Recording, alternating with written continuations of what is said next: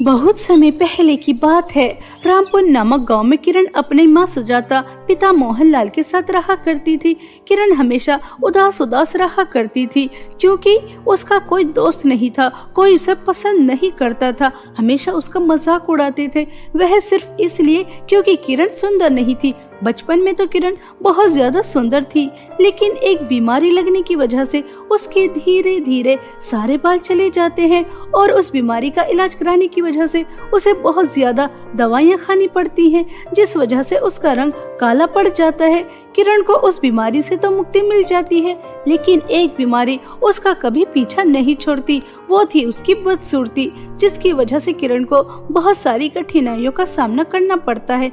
बाहर जाती तो सब उसे टकली टकली काली बदसूरत बंदरिया कहकर पुकारते थे, इसलिए वह ज्यादातर घर के अंदर रहना ही पसंद करती थी। अपने माता पिता के बहुत कहने के बाद स्कूल तो चली जाती, लेकिन स्कूल में भी उसका बहुत मजाक उड़ाया जाता था। स्कूल से आते ही किरण घर से बाहर निकलना बिल्कुल पसंद नहीं करती थी। किरण बेटा, स्कूल भी तुम एक दिन छोड़कर एक ही दिन जाती हो और स्कूल से आने के बाद घर के अंदर ऐसे बंद हो जाती हो जैसे तुम हो ही नहीं। बाहर तो बिल्कुल नहीं जाती। बेटा बाहर जाया करो, दोस्त बनाओ, उनके साथ घूमो फिरो, एंजॉय करो। इस तरह से तो तुम्हारा दम घुटने लगेगा और तुम अपनी लाइफ में कुछ नहीं कर पाओगी। माँ, मुझे बाहर नहीं जाना। क्या आप नहीं जानती कि मैं बाहर जाती हूँ तो मेरे साथ क्या होता है? छोटे छोटे बच्चे भी काली टकली कहकर मुझे पुकारते हैं। पड़ोस की लड़कियां तो मेरा ऐसे मजाक उड़ाती हैं जैसे मैंने इस दुनिया में आकर बहुत बड़ा पाप किया हो। माँ, मेरी क्या गलती है? अगर बीमारी की वजह से मेरे बाल चले गए और मैं काली हो गई, मेरा दिल नहीं चाहता रोज रोज अपने इंसल्ट करवाने का। मुझे बहुत बुरा लगता है। मेरी इस बदसूरती की वजह से बचपन से लेकर आज तक मेरा कोई दोस्त नहीं है। मैं अकेली हूँ और अब चाहती है कि मैं बाहर जाकर रोज रोज अपने इंसल्ट कराऊं। नहीं, यह मुझसे नहीं होगा। मेरे आत्मसम्मान को बहुत ठेस पहुँचती है। नहीं माँ, मुझसे नहीं होगा। किरण बेटा, हम है ना तुम्हारे माता पिता, तुम्हारे दोस्त, और हमारे लिए तुम बहुत ज्यादा सुंदर हो। बेटा, अब मैं तुम्हें घर के अंदर बंद नहीं रहने दूंगी। तुम्हें उस चीज की सजा क्यों मिले जो तुम्हारे बस में है ही नहीं। तुम्हारे पिता आने ही वाले हैं। मैंने एक प्लान बनाया है कि हम बाहर घूमने जाएंगे। अब मैं तुम्हें घर में बंद नहीं रहने दूंगी। चलो शाबाश, तैयार हो जाओ। अपनी माँ के बहुत कहने के बाद किरण तैयार हो जाती है और जब मोहनलाल काम करके वापस आता है तो सुजाता मोहनलाल से बाहर घूमने जाने के लिए कहती है, तो वह भी अपनी बेटी के साथ बाहर घूमने जाने के लिए तुरंत तैयार हो जाता है। सुजाता, मोहनलाल और किरण तीनों गाड़ी में बैठकर बाहर घूमने चले जाते हैं और एक अच्छे रेस्टोरेंट में खाना खाते हैं। तभी उनकी टेबल के आगे कुछ लड़कियां बैठकर किरण का बहुत मजाक उड़ाती हैं, उसके ऊपर बहुत हंसती हैं। अरे यार, देखो तो पीछे वाली टेबल पर कितनी बदसूरत लड़की बैठी है, काली कलूटी और ऊपर से पूरी तरह गंजी। यार, इस बदसूरत लड़की में बड़ी हिम्मत है जो इतने बड़े रेस्टोरेंट में खाना खा रही है। सभी की नजर इसके ऊपर से हटी नहीं रही। काली बंदरिया, इसने तो सबका अच्छा मनोरंजन कर दिया। अरे यार, कितनी बदसूरत है। हाँ दोस्तों, अगर ये रात में कहीं जाएगी तो इसे देखकर तो बच्चे डर ही जाएंगे कि कितनी खतरनाक चुड़ैल आ गई। पूरी काली अमावस की रात है और गंजी भी। मेरी तो हंसी ही नहीं रुक रही इतनी बदसूरत लड़की देखकर। ये आईने में खुद को देखती होगी तो इसे कैसा लगता होगा। बेचारी मेकअप भी खूब करती होगी, लेकिन इसकी काली चमड़ी पर वह जचता ही नहीं होगा। और एक हमें देखो, हम कैसे दूध की तरह सफेद हैं। थोड़ा भी मेकअप करते हैं तो चमक उठते हैं। इस तरह से सभी लड़कियां बेचारी किरण का बहुत मजाक उड़ा रही थीं। किरण इन सब की बातें सुनकर बहुत ज्यादा उदास हो जाती है। सुजाता अपनी बेटी का मूड ठीक करने लेकर आई थी, लेकिन यहाँ आकर तो वह और भी ज्यादा उदास हो जाती है। कुछ समय बाद खाना खाकर वह घर आ रहे थे, लेकिन तभी अचानक एक बहुत बड़ा हादसा होता है। उनकी कार का एक्सीडेंट हो जाता है और उस एक्सीडेंट में सुजाता और मोहनलाल की तुरंत ही मृत्यु हो जाती है। किरण को भी चोटें आती हैं, लेकिन ज्यादा नहीं आती। किरण अपने माता पिता को देखकर बहुत ज्यादा रोती है। नहीं नहीं, ऐसा नहीं हो सकता। अचानक माँ पिताजी मुझे इस तरह से अकेला छोड़ के नहीं जा सकते। अब मैं कहाँ जाऊंगी? आप दोनों के बिना कैसे जीऊंगी? काश मैं भी आपके साथ मर जाती तो अच्छा होता। आप दोनों ही तो थे मेरे इस काली जिंदगी में रंग भरने वाले। अब आप दोनों ही चले गए तो मैं कैसे जीऊंगी? आप दोनों मुझे छोड़कर क्यों चले गए? अगर इस दुनिया से किसी को जाना था तो वो मुझे था, आपको नहीं। इस तरह से किरण बहुत ज्यादा फूट फूट कर रोती है। कुछ समय बाद किरण के माता पिता का दाह संस्कार हो जाता है और जब इस बात की खबर किरण के मामा को लगती है तो वह तुरंत किरण को अपने साथ लेने आ जाते हैं और किरण से कहते हैं, बेटा, सुजाता बहन और मोहनलाल के बारे में सुना, बहुत अफसोस हुआ, लेकिन बेटा तुम खुद को अकेला मत समझो, मैं तुम्हें लेने आया हूँ। ऐसा कहकर किरण के मामा किरण को अपने घर लेकर चले जाते हैं। मामा तो बहुत अच्छे थे, लेकिन मामी उर्मिला वह बिल्कुल भी अच्छी नहीं थी। वह बहुत ही निर्दयी और कठोर स्वभाव की थी। किरण को अपने पति के साथ देखकर आग बबूला हो जाती हैं। इस काली कलुटी गंजी बदसूरत लड़की को तुम मेरे घर में लेकर आ गए, आपकी हिम्मत कैसे हुई? और वैसे भी ये मनहूस है, अपने माता पिता को तो खा ही लिया है, अब आगे हमारे घर में अपनी काली नजर लगाने के लिए। मनहूस, देखिए जी, आपने बिल्कुल भी अच्छा नहीं किया, इसे यहाँ पर लेकर आ गए। मेरी भी अपनी एक बेटी है, उसके भी खर्चे होते हैं, अब हमें इस काली कलुटी के भी खर्चे उठाने होंगे।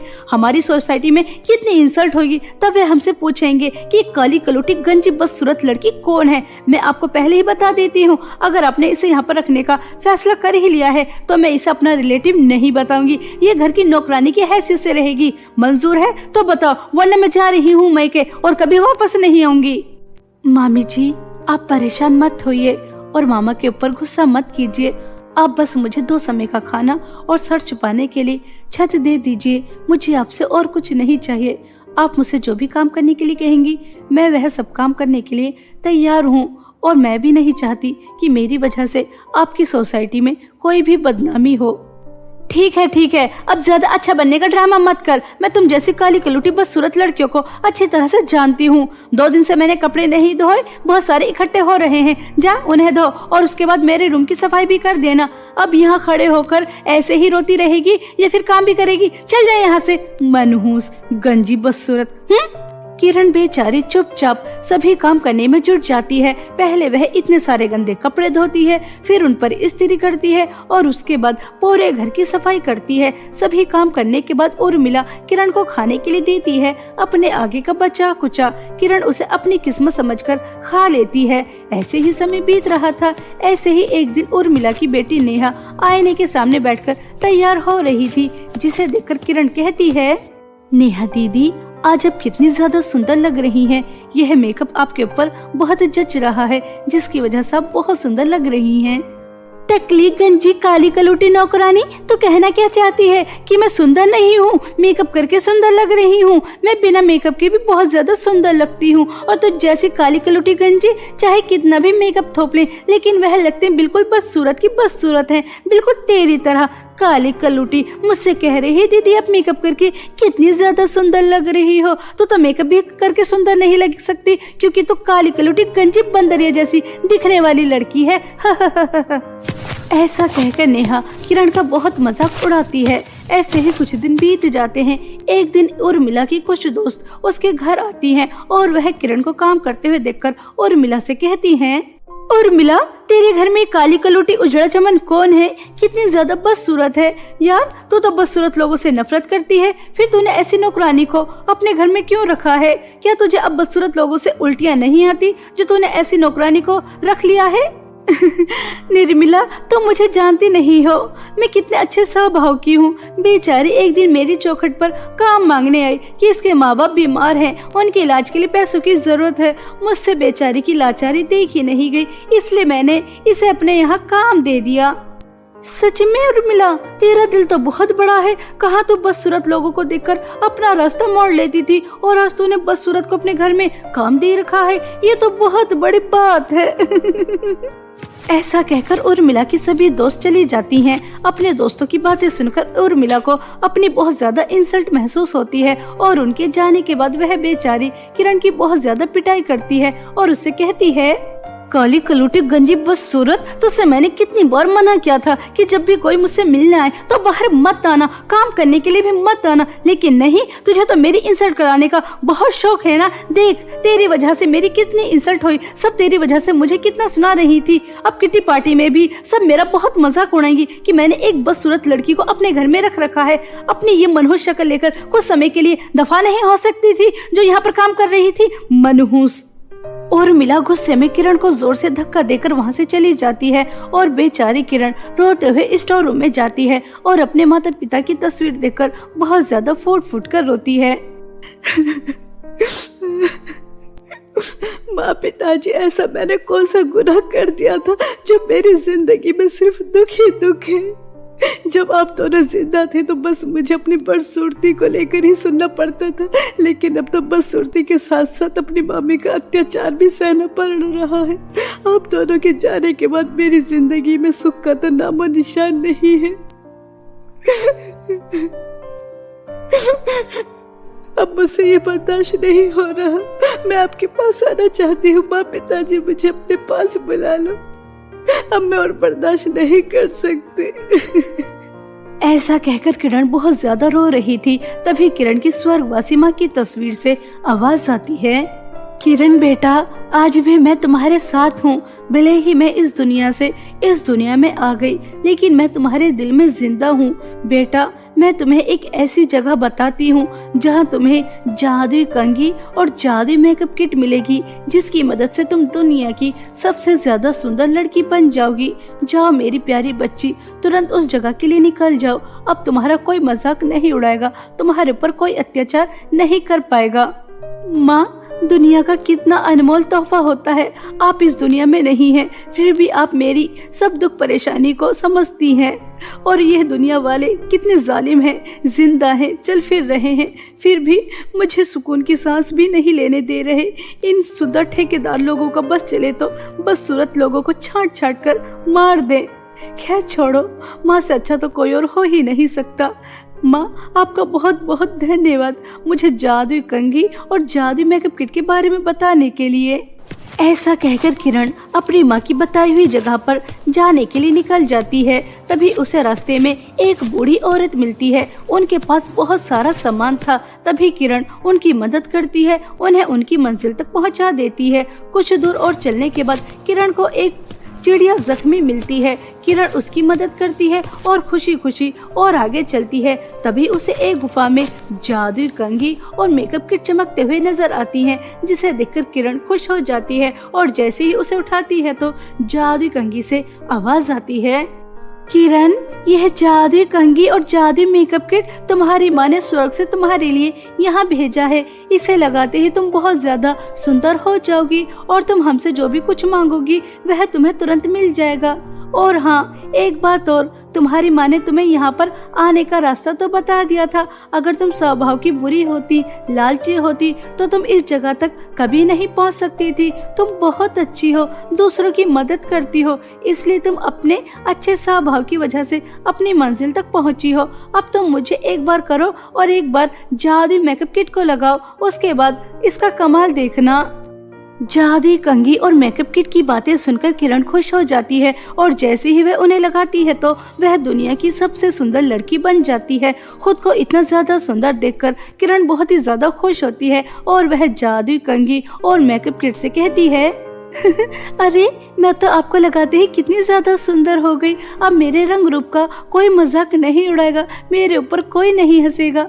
माँ की जादुई कंघी और मेकअप किट, आप मुझे बहुत सारे पैसे दे दो ताकि मैं अपनी मामी का घर छोड़कर उनसे दूर एक हंसी खुशी जीवन बिताऊं।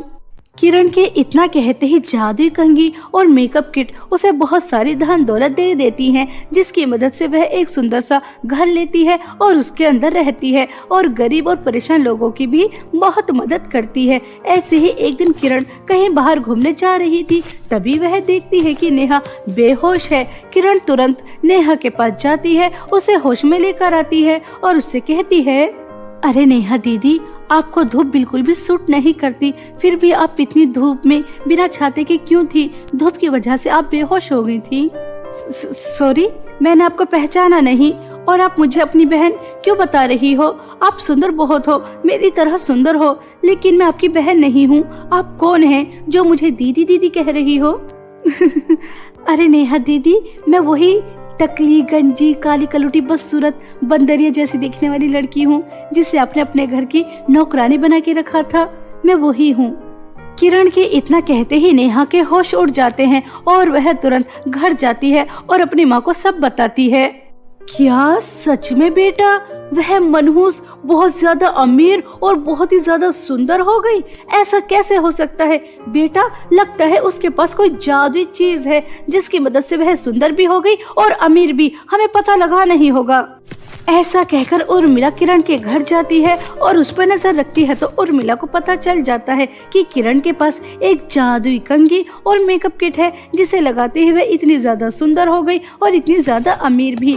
उर्मिला रात हो जाने के बाद किरण की माँ की जादुई कंघी और मेकअप किट चुराकर घर लेकर आ जाती है और अपनी बेटी को दे देती है। नेहा खुशी खुशी जादुई कंघी जैसे ही अपने बालों में करती है तो वह पूरी तरह से गंजी हो जाती है। उसके बाद जादुई मेकअप किट लगाती है तो वह पूरी तरह से काली और बहुत ही ज्यादा बदसूरत हो जाती है। उसके बाद दोनों माँ बेटी धन दौलत मांगती हैं तो उनके पास कुछ भी नहीं रहता। वह गरीब हो जाती हैं, सड़क पर आ जाती है और अपना ये हाल देखकर दोनों माँ बेटी बहुत ज्यादा फूट फूट कर रोती हैं। इस तरह दोनों को उनके लालच की सजा मिल जाती है और किरण अपने अच्छे स्वभाव की मदद से एक हंसी खुशी जीवन बिताती है। तो मेरे प्यारे दोस्तों, कैसी लगी आपको मेरी ये कहानी? मुझे कमेंट करके जरूर बताएं और इसे अपने दोस्तों के साथ भी शेयर करें। और हाँ दोस्तों, अगर आपने अब तक मेरे चैनल को सब्सक्राइब नहीं किया है तो प्लीज जल्दी से नीचे लाल बटन दबाकर अभी कर ले। तो मिलती हूँ आपसे फिर किसी नई कहानी के साथ। तब तक के लिए आप अपना ध्यान रखें। बाय बाय दोस्तों।